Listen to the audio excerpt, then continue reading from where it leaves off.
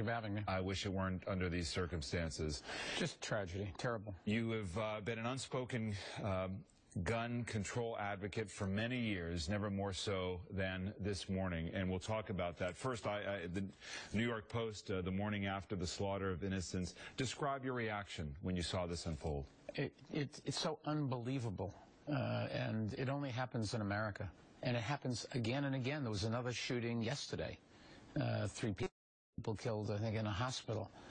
We kill people in schools, we kill them in hospitals, we kill them in religious organizations, we kill them when they're young, we kill them when they're old, and we just got to stop this.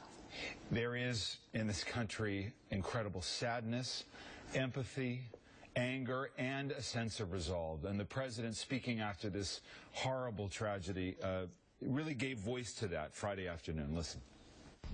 And we're going to have to come together and take meaningful action to prevent more tragedies like this, regardless of the politics. A significant statement as far as it goes. You're calling for immediate action. What precisely? Well, number one, I think the president should console the country, but he's the commander-in-chief as well as the consoler-in-chief. And he calls for action, but he called for action 2 years ago. And every time there's a disaster like this, a tragedy like this, everybody says, well, now is not the time. Or if you had fixed the problem, you can't guarantee that this particular event would have been prevented.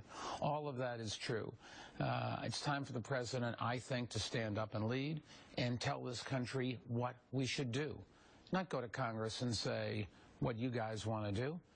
This should be his #1 agenda. He's the President of the United States, and if he does nothing during his second term, something like 48,000 Americans will be killed with illegal guns.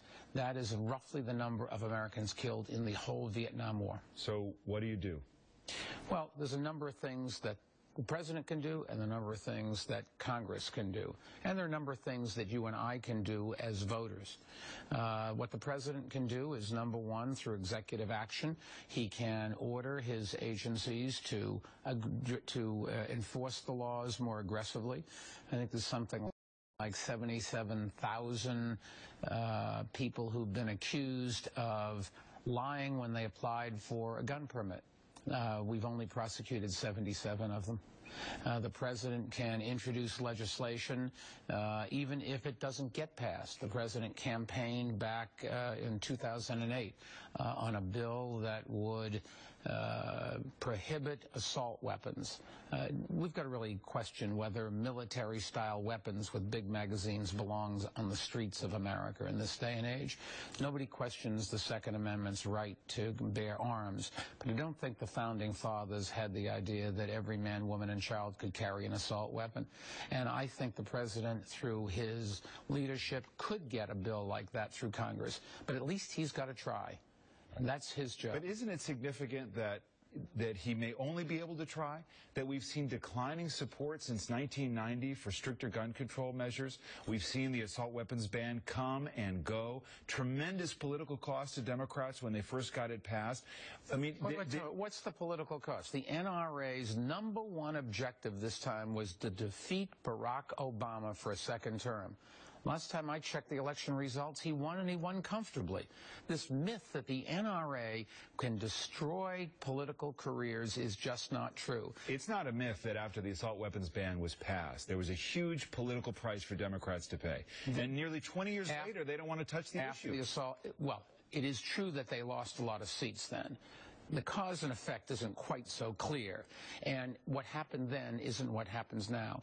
If 27 people killed, 20 children, isn't enough to change the mentality, the psyche, the desires of the American public, then But let's talk about this, Mr. Mayor, because here's the reality. Let's look at the weapons that were recovered from the scene of this disaster. You have this Bushmaster assault rifle. This would have been banned under the assault weapons ban. The pistols, the semi-automatic pistols, the 9mm were recovered. The medical examiner says they were not used. This information could change. But we also are now learning that these were weapons that were found and legally purchased by his mother at her home.